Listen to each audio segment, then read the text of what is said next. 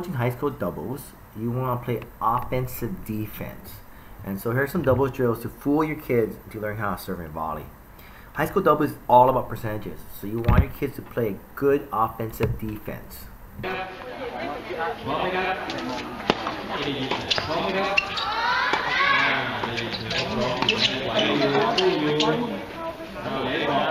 The end goal is serve and volley, so we'll start with just red hits to one, then red must hit, then red will come in, and number one must hit to red. Okay, so this is transition shot, two baseliners playing two back, and the person from red must hit the ball, then come in. Okay, this will emphasize transitioning to the net and working on that first volley as the person comes in. The idea is you want to emphasize percentages, so they're not trying to kill the ball, but get the ball in. You introduce deep to deep and close to close. Deep to deep is if the ball is low, you hit the ball back to the deep person. Ball is balanced and the person inside the service box, hit the ball to whoever's closest to you. Doubles is about positioning and killing the ball in terms of creating pressure by reducing the time they have to react. So what you want to do is focus on always saying the same things in practice. Deep to deep, close to close. Now we do a modification of that drill. The volleyer starting at net, and then you feed the ball to one, and the first person must hit the ball back to your partner. No lobs. You play 2 out of 3, and then you rotate to number 2. If number 1 wins, they take the place of the net person. Teams love this drill. You can have more than 2 groups on the baseline. You can have like 3 or 4 groups, and it's kind of like a king of the court thing, a good end of the day kind of thing. But this emphasizes volleyers are working on hitting a firm volley so that opponents cannot step into the ball or hit clean lobs. You must teach that squeeze volley and stepping in, transferring weight to their hand. Good baseman will normally win that, so you have to be careful about that also. Then you work in the lob recoveries, and you got practice as lob switch and tell people how this thing works. Now you could do 2 things. You can have them feed to number 1 and play out the point, and you can throw lobs. Or as a coach, you can play at number 1 and throw a lob, and just play. Have a partner that just plays the point out. But you want them to have the switching practice, where the red will cover the yellow, and they both come in. Not just switching the baseline, but they hit the ball and come in. Working that transition volley. That way you emphasize taking the net in doubles and really stealing time for opposition. It does take longer to develop this, but at the end of the day, it will be a better player if you teach them to do this.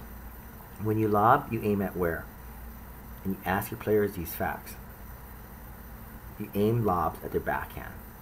And when you lob, you say something like lob, not watch out, because if you say watch out, it could be a distraction, right? Whenever I lob, I tell my partner lob.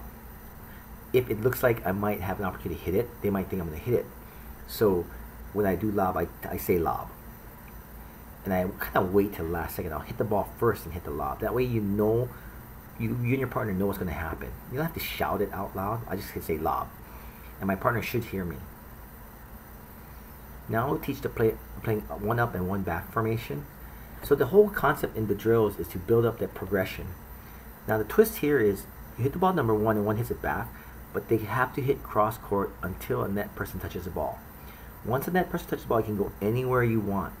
But if no net person touches the ball, it's only diagonal. So let's say that again. You hit the ball to 1. 1 can only play cross court. If the number 1 hits down the line, it's not good. Down the line does not count. It only must be cross court. What do I mean by that? So imagine these triangles. You can only hit cross court into these green areas. If you hit down the line, the ball is out. And say it again. You can only play cross court. Hit down the line, the ball is out. What you want to emphasize is the net players want to cross and poach, and that way they learn how to hit that volley. You can only, even if they cross and they don't touch the ball, you can still only hit cross court. There are no down the lines. That's a very tricky thing, but it's a cool drill when you do it. Be careful, this drill is dangerous. And that people must watch out for each other, especially if you have people that don't volley very well. So it emphasizes who to check off on. Then you want to progress to a serve and volley for the 1 up, 1 back. Start the red further inside the court, no man's land. Beats the ball and then proceeds to come in. Number 1 must hit cross court. If you can volley from inside the service line, you have the advantage as a volleyer.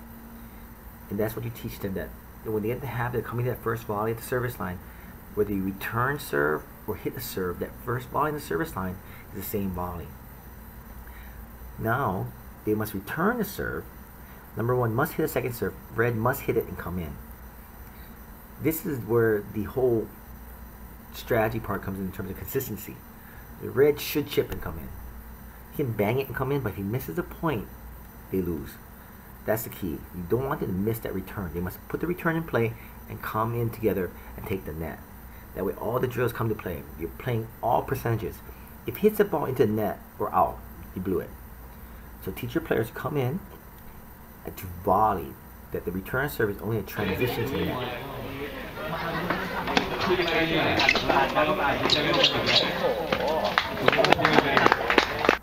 Now what we do is you serve, and after that the boundaries are service lines. So you're playing mini tennis after the point starts. Everyone must come in. Because look, isn't that what we did here? We serve and we're playing service boxes. Here's a serve. Here's a return away from me inside the service box. And we're basically all playing inside the service box. But by playing inside the service box, we're keeping the ball low. Because if the ball goes up, the ballers will put it away. So you teach that in drilling, and this forces people to come to net, because you can't hit the ball from the baseline if you're playing inside the service box. And then you play the service box from there. This is what high-level doubles is all about. Plus, well, super high-level pro doubles is different. It should not take long to teach this. You teach a block return, come in, first volley, and put the first serve in, high percentage.